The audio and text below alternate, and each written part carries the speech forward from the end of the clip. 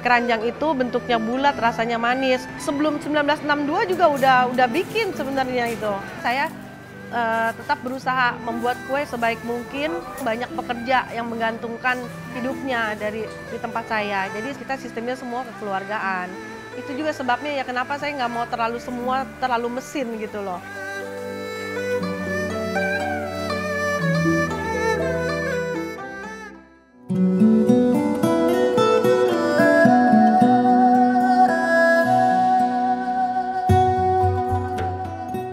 This is how prosperity looks like for Chinese descents. It is round, sticky, and sweet. People say that the Chinese New Year celebration is incomplete without this New Year cake or Nian Gao.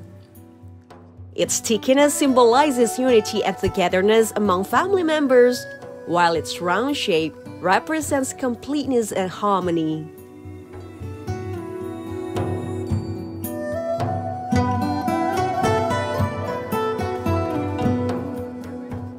The term Nian Gao was originally used in the palace during the Song dynasty from 960 to 1279, before it was also adopted by the public. Chinese communities believe eating Nian Gao will bring prosperity, and the prosperity doesn't come only to those who celebrate. It also extends to others, including the people who produce this Chinese basket cake.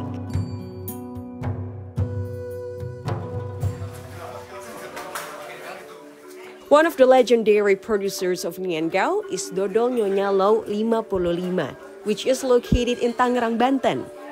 This factory has been established since decades ago and passed from one generation to another. Its recent owner, Reni, is the third generation of the family. Kalau generasi pertama saya nggak tahu. Kalau generasi kedua ya sejak 1962 itu. Sebelum 1962 juga udah bikin sebenarnya itu. Dari awal sih kita bikinnya di sini. Awalnya nggak ada toko, jadi kita bikin langsung jual di rumah. Nian Gao is often wrapped in banana leaves. Here is the secret. The banana leaves are grilled over the fire for a few minutes to make it foldable. After these banana leaves are sorted, they are placed in the basket. They cover the sides and bottom. Many of these workers have been working at the factory since they were young, including Nenek Kecil or Little Grandma in Indonesian, as they affectionately call her. Udah lama sih, kira-kira ada kali ini. Baru 30-an lebih, udah lama sih dari masih di emper sana. This kind of rush in the kitchen begins weeks before the Chinese New Year.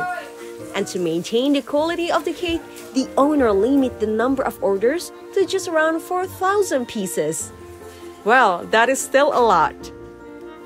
Pekerja di sini juga sudah turun-temurun ya. Dari awalnya banyak orang tua atau kakek mereka juga ikut dengan ibu mertua saya. Kemudian mereka ajak anaknya, saudaranya, iparnya, tetangganya, semua sampai keturunan-keturunannya sekarang bekerja sama saya gitu. Kita sistemnya semua kekeluargaan. Itu juga sebabnya ya kenapa saya nggak mau terlalu mesin gitu loh. Jadi buat mereka mata pencarian mereka juga gitu, membantu mereka aja gitu. Another fun fact, this basket cake sales interestingly see a spike during the Islamic holiday of Eid al-Fitr. Although the number of orders is not as much as during the Chinese New Year. Nian Gao's batter contains of white sugar water and glutinous rice flour that has been fermented for 3 weeks. The butter is then thinned again with the white sugar water and placed in the basket.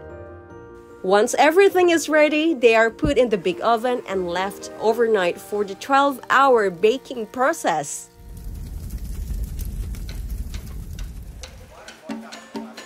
Not only Nian Gao, the legendary Dodol Nyonya Lau 55 also produced dodol. A traditional sweet treat comes with various flavors. And what makes dodol unique is the making of the batter that requires 6 hours of continuous stirring to prevent lumps. Both Nian Gao and dodol here boast original recipe that have been passed down through generations. That is why dodol Nyonya Lawu 55 is so famous. The orders come not only from Jakarta, but across the nation, with some even reaching international markets like Singapore.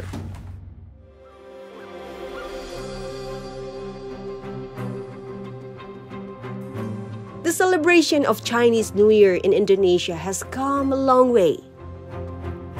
Today, it is celebrated with festivities a far cry from decades ago.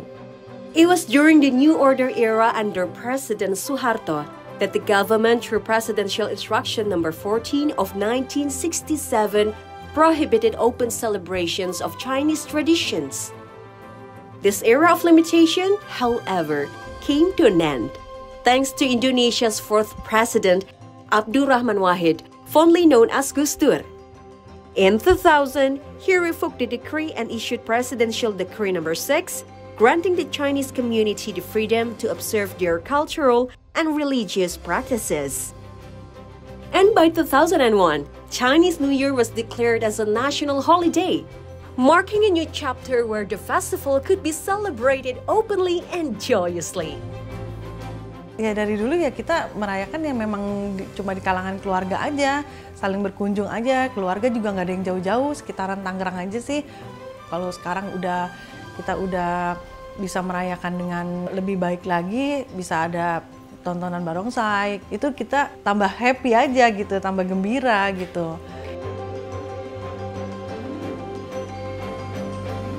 Saya percaya ini bukan hanya bagi kaum Tionghoa yang ada di Indonesia, tetapi berita baik ini juga menyebar kepada kaum Tionghoa di seluruh dunia bahwa Indonesia saat ini terbuka, menerima perbedaan.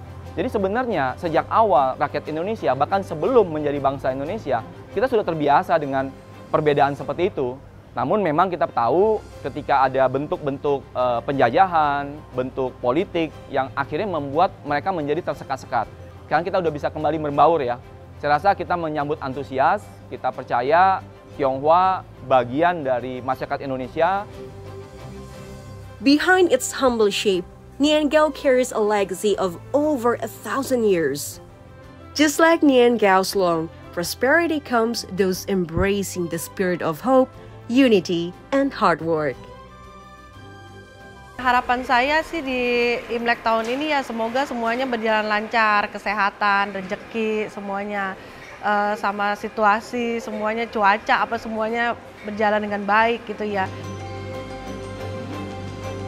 And as the Chinese New Year begins, may fortune find its way to everyone, enriching lives with joy and abundance.